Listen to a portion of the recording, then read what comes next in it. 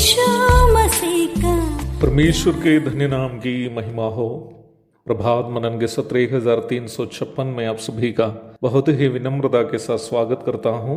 आइए आज का मनन के लिए हम पढ़ते हैं 1 तीमुथियुस अध्याय 4 पद 7। पर अशुद्ध और बुढ़ियों की सी कहानियों से अलग रह और भक्ति की साधना कर।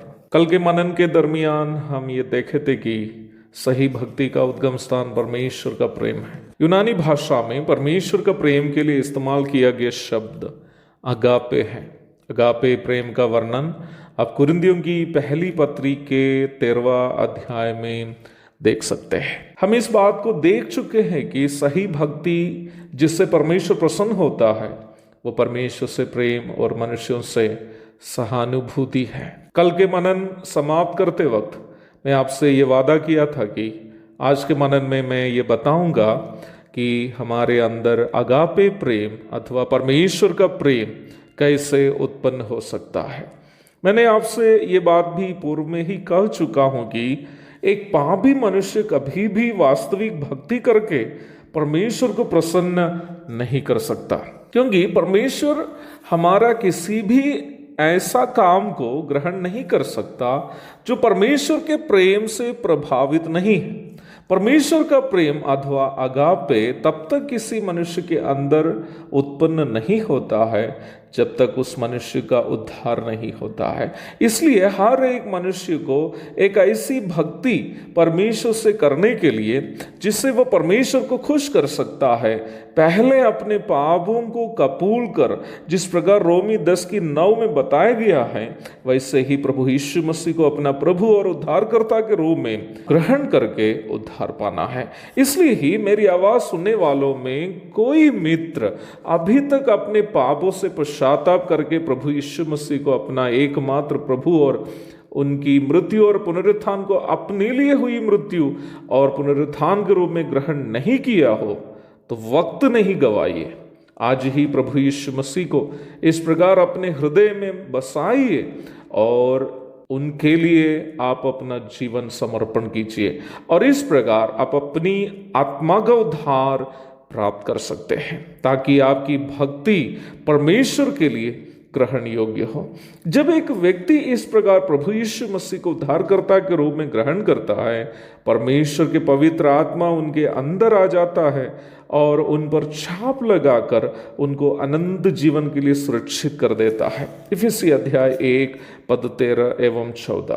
परंतु पवित्र आत्मा उद्धार पाने वालों के अंदर आते वक्त होने वाला एक और महत्वपूर्ण कार्य है। उसके विषय में हम रोमी 5:5 में पढ़ते हैं। वहां हम इस प्रकार पढ़ते हैं, पवित्र आत्मा जो हमें दिया गया है उसके द्वारा परमेश्वर का प्रेम हमारे मन में डाला गया है।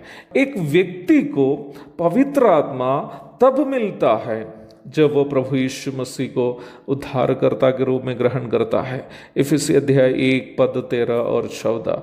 जब पवित्र आत्मा एक व्यक्ति में आ जाता है, उसका प्रथम प्रमाण यह है कि वो व्यक्ति में अगापे प्रेम अथवा परमेश्वर का प्रेम अंकुरित होने लगता है। मुझे सुनने वालों में कोई भी व्यक्ति जो ये सोचता हो कि आप मसीही विश्वासी हैं पर परमेश्वर का प्रेम से प्रभावित एक जीवन नहीं बिता पाता हो, तो आपको अपना उद्धार को परखना अनिवार्य है। आपके अंदर के परमेश्वर का प्रेम को आप कैसे परख सकते हैं, उसके लिए एक उत्तम तरीका बाइबल में बताई गई है। बाइबल में परमेश्वर के प्रेम को सबसे उत्तम तरीके से परिभाषित की गई पुस्तक यूहन्ना की पहली पत्री है। उसके 3 अध्याय की 10वीं पद में हम इस प्रकार पढ़ते हैं, इसी से परमेश्वर की संतान और शैतान की संतान जाने जाते हैं, जो कोई धर्म के काम नहीं करता वो परमेश्वर से नहीं, और न वह जो अपने भाई से प्रेम नहीं रखता। और उसकी 14वीं पद में हम पुनः इस प्रकार पढ़ते हैं, हम जानते हैं कि हम मृत्यु से पार होकर जीवन में पहुंचे हैं, क्योंकि हम भाइयों से प्रेम रखते हैं। जो प्रेम नहीं रखता वह मृत्यु की दशा में रहता है।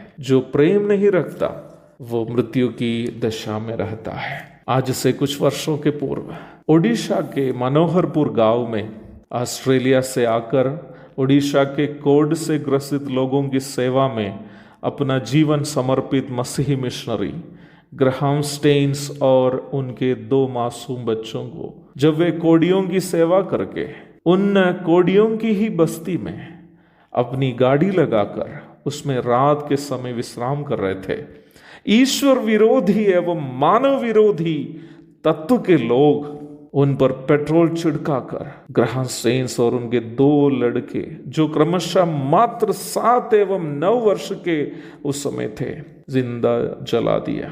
परंतु अपने पति और 2 मासूम बच्चों के राख बनी लाशों के सामने खड़ी होकर ग्राहम स्टेन्स की विधवा श्रीमती ग्लाडिस स्टेन्स इस प्रकार बोली, मैं उन लोगों से जो मेरे पति और बच्चों की हत्या की है क्षमा करती हूँ। मुझे उनसे बिल्कुल गुस्सा नहीं है। मैं इस बात पर गर्व महसूस करती हूँ कि प्रभु यीशु ने मेरे पति और बच्चों को भारत के लिए शहीद होने लायक समझा।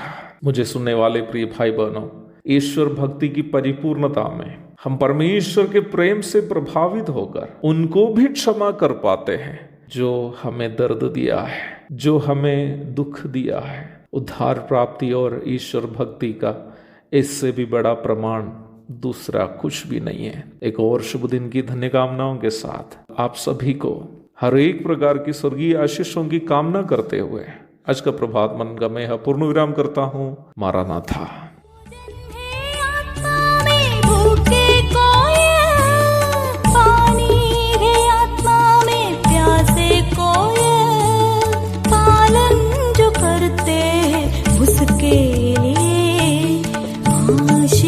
पाने का साधन है ये है वचन, प्यारा वचन ईश्वर।